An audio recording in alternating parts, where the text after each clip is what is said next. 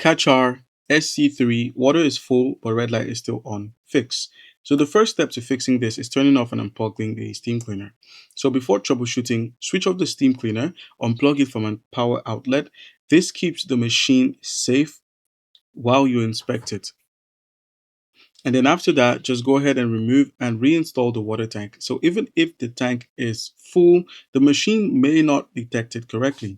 So remove the water tank, check that the outlet valve is in stock, and then firmly reinstall the tank until it clicks into place. A poorly seated tank can prevent water from reaching the pump. And then after that, just go ahead and check your decalcification cartridge. So if you've installed a new cartridge, keep the steam trigger pressed for 30 seconds to allow water flow through the system. And then you can always remove the cartridge to make sure it's the correct Kärcher cartridge, and then it's fully inserted, and also to make sure it's not damaged or expired. After that, just go ahead and prime the pump.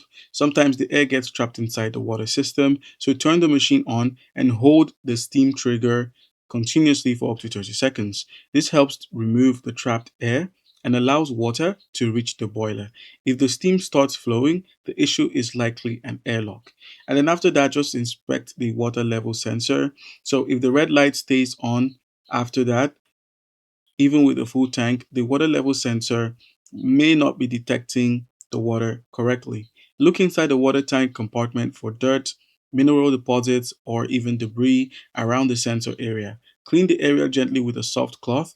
Avoid using sharp tools that could damage the sensor. And then check for lime scale or blockages. If your SC3 has been used with hard water or the decalcification cartridge wasn't replaced on time, mineral deposits may restrict water flow.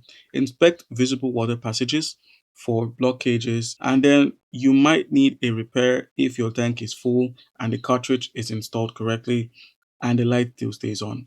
The problem might be caused by a faulty water level sensor, a pump, an electronic control board, or internal wiring. These repairs require professional servicing and replacement of parts.